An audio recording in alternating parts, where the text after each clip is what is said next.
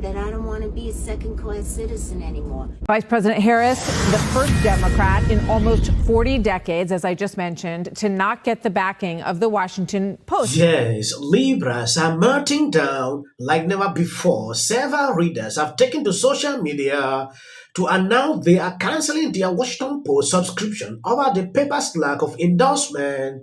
I don't know if you've seen this, extremely concerning. I've never seen this before.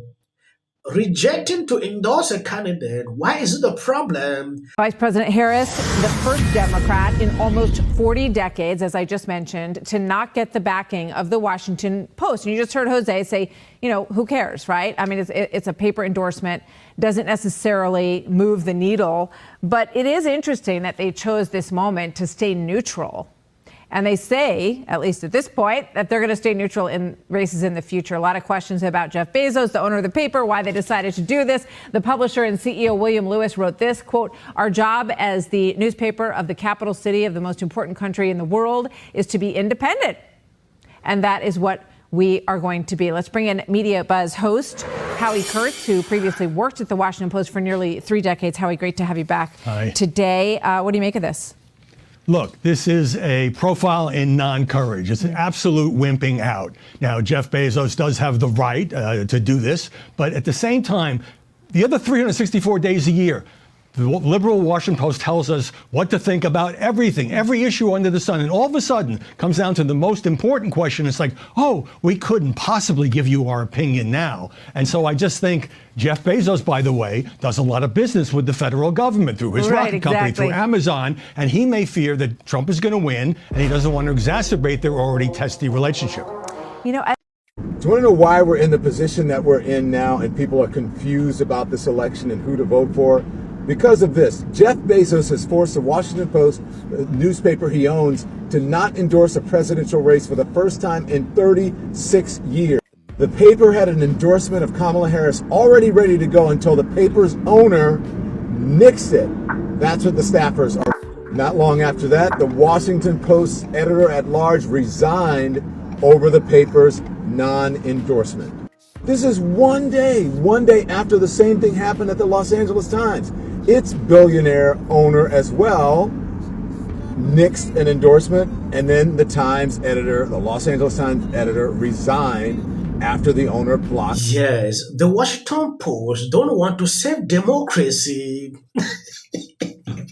When I take a look at the meltdown, like crazy, the kind of endorsement that Democrats used to have, they are not getting it this time. I saw it with LA Times. Now the Washington Post, they are calling out Jeff Bezos like he is the one responsible, that they should not endorse it. Refusing to endorse someone should not be a problem. Yes, calling for a boycott for one reason. They want to be neutral. That is their decision. They have been doing that in the past, though we understand how they report always in favor of particular people, which I don't even want to go there. Now this decision, calling to boycott the newspaper, what is it for? You know your campaign is falling apart when legacy media is turning on you, and former advisor to Obama is criticizing how bad Kamala Harris is doing. Because let's just be reminded that the last election back in 2020, it said Washington Post endorses Joe Biden for presidency. Is Washington Post realizing, and other legacy media realizing, that they're getting caught with their propaganda? What would concern me is when she doesn't want to answer a question, her habit is to kind of go to word salads. CNN, which is the media channel that always leans towards the Democratic Party, and this is the former advisor to Obama, criticizing how Kamala Harris does not answer questions and she always leads with word salads. All I have to say, Kamala, is you're done. That we spent the better part of an hour talking about Donald Trump's former chief of staff telling the Washington Post directly about his concerns that the ex-president would use the U.S. military against American citizens on U.S. soil. The work of the Washington Post has been elevated here. Not that they need it, but it's been essential, especially when it comes to highlighting the threat that Donald Trump poses to democracy and to the First Amendment. And the backdrop of all of that, the Washington Post editorial board made a stunning decision today that for the first time in 36 years, the Washington Post editorial board will not endorse a candidate for president. Washington Post CEO Will Lewis writes this about the non-endorsement today, quote, "We see it as consistent with the values the Post has always stood for and what we hope for in a leader. Character and courage in service to the American ethic, veneration for the rule of law, and respect for human freedom in all its aspects." I don't even know what that means. What do you think of the Washington Post not endorsing? I mean, they're justifying it by saying they're going to go back to their roots, that they didn't used to endorse. They've been endorsing, by the way, since the 1980s. The LA Times also not endorsing. That's causing quite a controversy inside that newsroom. Somebody quit over it. There's all these allegations out there that companies are, starting to bend to the, not the likelihood, but the possibility of another Trump presidency. Do you think this stuff matters? It certainly doesn't matter to voters. Look, the Washington Post endorsement or the LA Times endorsement, if it affects 10 people for president, I'd be surprised. It can. Endorsements do matter for local races because people really don't know the names and the issues. But for president, this is a joke. It doesn't affect the voters. But I'll tell you what it does affect is the reputation of the institution. And the former executive editor, Marty Barron, had some very interesting comments on Twitter. Yes, I don't know why some people take politics this way. Just a few days, we'll not be talking about this again. Some will create enemies that will last forever. Some will not even be talking with their family members because of politics. It is not worth it.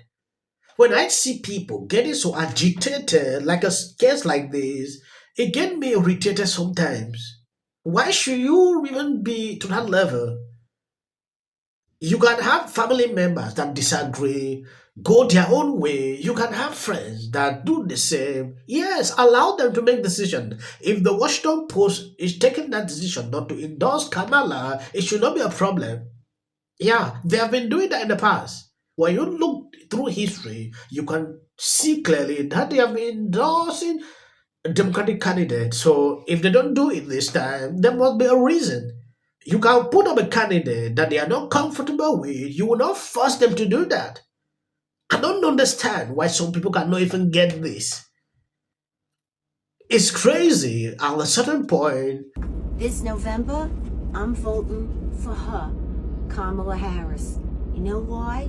Because she's a woman and she's going to understand that I don't want to be a second-class citizen anymore. I want to see a woman in the White House. I would like to see that. Right now, we have no equality. We're not even able to say whether we want to have a kid or not. I don't have to worry about that anymore, but I do have to worry about the fact that my nieces and whoever comes later is going to be second class. We'll be told about our bodies and what we're to do with them, because for the good of who? Men aren't told what they're going to do. I want equality, real equality. I don't want to be talked into anything anymore, being told what I'm going to do with my own body, because that's too creepy. That's not small government. That's dictatorship, and I don't want that. So, ladies, can we stand together once and let our voices be heard? Unless you like The Handmaid's Tale, I don't know. But anyway, I'm Cyndi Lauper, and I'm so proud to be voting for Kamala Harris. yes, if you listen to her keenly, you realize she is voting for her because she is a woman, and this issue of abortion, that is just all what she has outlined. Taylor Swift, the same thing. This is I don't know if it's a billionaire. This woman is rich. She doesn't understand how the poor are feel. She doesn't know that. They don't care how the middle class is feeling. Reason they usually take this crazy decision, then ask their followers to do the same. They don't know what you're eating. Voting for Kamala Harris on November 5th. I think it's a pretty good guess. Well, what do you think the world will be like in a second term? with the President Trump's second term. A lot of people I know what it'll be like if we let her in. Yeah. Oh, really? And that ain't good. Yeah. Well, Miserable track record. Appalling track record. No policies to speak of. I mean, Kamala's big, I think, challenge here to win over the undecided voters. The majority of the times, he's pure nonsense. It's looking increasingly likely that Kamala Harris is going to appear on Joe Rogan's program on his podcast. Republicans would take another hour to kind of go to word salad city. Incumbent Democrat. All this will be over. We'll not be hearing these stories again. She's very close to Trump. Financial Republican. Before and make me go, whoa. You know, what you always say, you don't believe in polls. And what exactly, please? I want you to know. Drop under the comment section. Trump's running mate. Same reason you don't. Calling yourself. Well, this is a problem. Holmes Enterprise. If you are over 18, please register to vote for something else. Are now stepping forward. Seen before. Trump. I don't care if they write that. No, it was right, and you got. I'm going to shake it off. It's like 73% said they're voting for Trump. Okay, yeah. You hired me 4 times. I tell him I'm. Is a border wall stupid?